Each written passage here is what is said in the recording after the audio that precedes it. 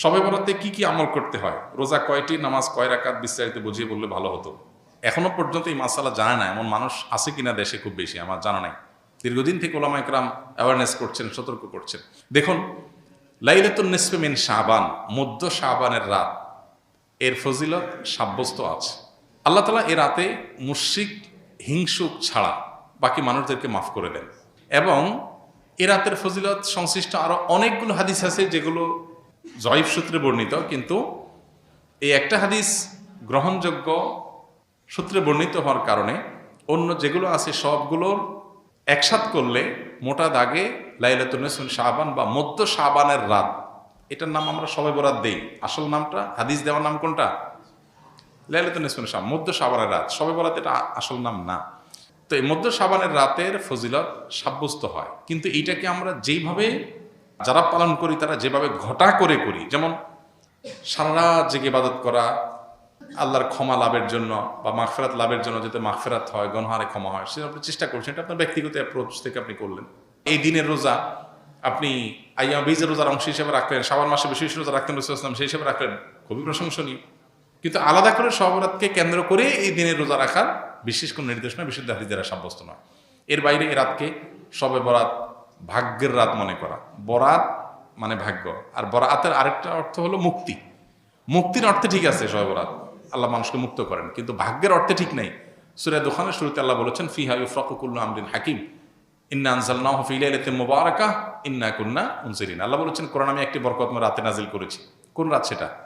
ওই যে ইন্না আনজালনাহু ফি লাইলাতিল কদর। আরেক জায়গায় আল্লাহ বলেছেন, কোরআন আয়াত আর আয়াতের ব্যাখ্যা করে আল্লাহ বলেছেন, ফিহা ইউফরাকু কুল্লু আমরিন হাকিম। যে রাতে কোরআন নাজিল হয়েছে সে আয়াতে, সে রাতে গুরুত্বপূর্ণ সব বিষয় ধার্য করা হয়। তার মানে লাইলাতুল কদরে গুরুত্বপূর্ণ বিষয়গুলো ধার্য করা হয়। অতএব শবে বরাতে ভাগ্য নির্ধারণ করা হয়, এটি বিশুদ্ধ মত না। তবে এ রাতের বিশেষ কোন নামাজ, বিশেষ নামাজের সংখ্যা, বিশেষ সূরা, এরকম কোনো কিছু সাব্যস্ত না। এরকম কিছু সাব্যস্ত আছে মনে করলে বরং বিদআত হবে, যে এত রাকাত পড়তে হবে, এই সূরা দিয়ে পড়তে হবে। আল্লাহর মাগফিরাত লাভের জন্য আপনি যদি চেষ্টা করেন সেটা প্রশংসনীয়, সেটা ভিন্ন বিষয়। প্রত্যেক রাতেই তো আপনি আল্লাহর মাগফিরাতের জন্য চেষ্টা করা কর্তব্য বা করা উচিত। আল্লাহ তাআলা প্রতি রাতেই ভোর রাতে মানুষকে ডেকে ডেকে ক্ষমা আহ্বান করেন। এই জন্য শবে বরাতকে ঘিরে রাতের বিশেষ নামাজ, বিশেষ পদ্ধতির নামাজ নাই। তবে এ রাতে ক্ষমার বিষয়টা সুসাব্যস্ত, ক্ষমা লাভের চেষ্টা করা এটা গ্রহণযোগ্য। শবে বরাতের জন্য নারীদের স্পেশাল আমল কি? নারীদের স্পেশাল আমল তো হালুয়া বানানো। স্পেশাল আমল মানে স্পেশাল কাজ, কারণ শবে বরাতকে কেন্দ্র করে হালুয়া টালুয়া বানানো হতো, হালুয়া রুটি, গোশত রুটি এগুলা বিতরণ করা হতো। এগুলো এখন যদিও উঠে গেছে, কালচারাল বিষয়, এগুলো উঠে যাওয়াতে যে নারীরা সব নেকামল শুরু করে দিয়েছে তাও হয় নাই, সেটা যেমন বাস্তবতা। আবার ঠিক একইভাবে কোরআন সুন্নাহ বলেনি এমন কিছু কোরআন সুন্নাহর আমল মনে করে এস্টাবলিশড করা, বেদাতকে জিয়ে রাখা, এর ভিতরেও ইমানদারের কল্যাণ নেই, সেটা আমাদেরকে মাথায় রাখতে হবে। তো শবে বরাতকে কেন্দ্র করে নারীদের জন্য স্পেশাল কোনো আমল নাই। এগুলো ইউটিউবারদের বিভিন্ন আইটেম।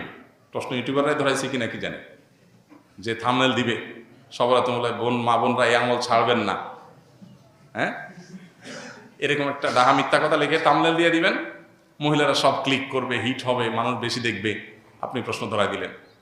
তো এর মাধ্যমে আপনি একটা ভুল ধারণাকে সমাজে, সবাই তার ক্লিক করবে না, অনেকে মনে করবে আচ্ছা তাহলে স্পেশাল আমল মনে হয় আছে, আবার অনেকে বলবে যে না এই মৌলবী এটা ভুল কথা বলে গেছে, স্পেশাল আমল তো নাই, সে তো ভিতরে দেখবে না কি আছে। তো এই জন্য ইউটিউবার ভাইরা আল্লাহকে ভয় করা উচিত।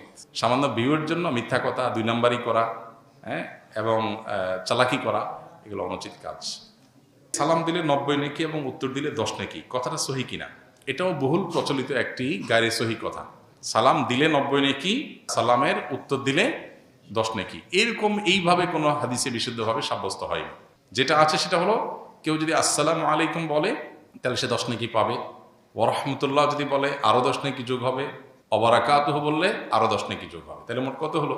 30। এটা হাদিস দ্বারা সাব্যস্ত। দিলে 90 আর নিলে 10, এটা কোনো বিশুদ্ধ হাদিস দ্বারা সাব্যস্ত না। তবে হ্যাঁ, এটা ঠিক যে সালাম নেওয়ার চাইতে সালাম যিনি দিচ্ছেন তার সওয়াব বেশি হবে, কারণ তিনি ভালো কাজের সূচনা করেছেন। আবার আরেকটা ইম্পর্টেন্ট কথা হলো, সালাম দেওয়াটা সুন্নত, নেওয়াটা ওয়াজিব। দেওয়াটা সুন্নত, নেওয়াটা ওয়াজিব। এখানে ইসলামের একটা সামাজিক সৌন্দর্য দারুণভাবে ফুটে ওঠে। সেটা কি? একজন মানুষ আপনাকে সালাম দিয়েছেন, এখন আপনি যদি জবাব না দেন, তার মানে আপনি লোকটাকে ইগনোর করলেন, অপমান করলেন, তার সালামটাকে আপনি ডিনাই করলেন, তাহলে আপনি একটা লোকের কষ্টের কারণ হলেন। এটা আপনি করতে পারেন না। ইসলাম আপনাকে সামাজিক হতে বলেছে। তিনি যদি আসসালামু আলাইকুম বলেন, আপনি সৌজন্যতার খাতিরে ওয়ালাইকুম আসসালাম বলতেই হবে। হ্যাঁ, আপনি কাউকে সালাম দেন নাই, আপনি গুনাহগার না। কেউ দিয়েছে, আপনার এখন সৌজন্যতা রক্ষা করতে হবে। কেউ হাঁচি দেওয়ার পর আলহামদুলিল্লাহ বলেছে, আপনি শুনেছেন, তাহলে আপনার উপর ওয়াজিব ইয়ারহামুকাল্লাহ আপনাকে বলতে হবে। এটা মিন হাক্কিল মুসলিম এবং ইমানের ৭৭ শাখার একটা, যে হাসি দিয়েছে আলহামদুলিল্লাহ বলেছে, আপনি শুনেছেন, তাহলে জবাব দিবেন। কেন? কারণ লোকটা হাসি দিয়ে যখন আলহামদুলিল্লাহ বললো এবং আপনি শুনতে পেয়েছেন, তাহলে সেক্ষেত্রে আপনি রিপ্লাই করার অপশন যেহেতু আছে, রিপ্লাই যদি না করেন, ব্যাপারটা হলো আপনি অসৌজন্যতামূলক আচরণ করলেন, তাকে আপনি ইগনোর করলেন, অপমানিত করলেন। এটা করতে পারেন না। এই জন্য কারোর সাথে দেখা হলে হাসিমুখে কথা বলতে বলা হয়েছে। হাসিমুখে কথা না বলে মানে আপনি তার দ্বারা বিরক্ত হতে পারেন। হাসিমুখে কথা বললে পজিটিভ অ্যাপ্রোচে কথা বললেন। ইসলামের যে সামাজিক সৌন্দর্য আছে, এখনকার পৃথিবীর মানুষ ভদ্র হয়েছে কয়দিন আগে, কয় বছর আগে। ইসলাম 1450 বছর আগে এগুলো শিখেছে আমাদেরকে। এখন বলে মে আই কামিং স্যার, আমি আসতে পারি? আল্লাহ কোরআনে 1400-1450 বছর আগে শিখেছেন এই জিনিসটা, যে তোমরা কারোর বাসায় কারোর কক্ষে প্রবেশ করার আগে অনুমতি নাও, অনুমতি দিলে ঢোকো, আর না হলে ফেরত যাও। ইসলামের চাইতে আধুনিক ইসলামের চাইতে বেশি সৌজন্যতা বোধ আর কোথাও কোনো সমাজে কোনো কিছুতেই নাই। অতএব যে ইসলাম পালন করবে তার ভিতরে তার সবে আছে, আর যার ইসলাম নাই তার হয়তো কিছু থাকতে পারে, আরেকটা নেই। তার দুনিয়া আছে, আখিরাত নেই।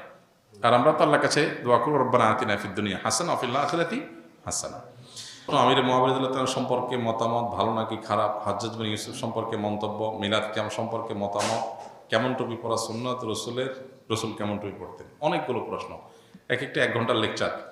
সংক্ষেপে এতটুকু বলি, মুআবিয়া রাদিয়াল্লাহু তাআলা আনহু নবী করিম সাল্লাল্লাহু আলাইহি সাল্লামের খুব নিকট আত্মীয় ছিলেন, ঘরের মানুষ ছিলেন। কাতেবে ওয়াহি, নবী সাল্লাল্লাহু আলাইহি সাল্লামের প্রতি যখন ওহী আসতো তিনি ওহী লিখতেন। নবী সাল্লাল্লাহু আলাইহি ওয়াসাল্লাম তাকে এতটা বিশ্বাস করতেন যে জিবরিলের বলা ওহী তাকে দিয়ে লেখাতেন, যে কয়দিনকে লেখাতেন তার মধ্যে একজন তিনি ছিলেন। বিশ্বস্ত কোন লেভেলের ছিলেন। এবং রাসূল আকরাম সাল্লাল্লাহু আলাইহি সাল্লামের অত্যন্ত সুনামধন্য সাহাবীদের একজন ছিলেন। মুআবিয়া রাদিয়াল্লাহু তাআলা আনহুর যদি কোনো ভুল হয়ে থাকে, ইস্তিহাদগত বুঝের কোনো ভুল থেকে থাকে, তো সেটার সমালোচনা করার কোনো অধিকার পৃথিবীর কোনো মুসলমানকে দেওয়া হয়নি। নবী সাল্লাল্লাহু আলাইহি ওয়াসাল্লামের কোনো সাহাবীর সমালোচনা, গালমন্দ করা, নিন্দমন্দ করার অধিকার কারণে হাদিসে পরিষ্কারভাবে নিষেধ করেছেন নবী সাল্লাল্লাহু আলাইহি ওয়াসাল্লাম, লা তাসুব্বু আসহাবি, আমার সাহাবীদের গালমন্দ বা সমালোচনা তোমরা করো না।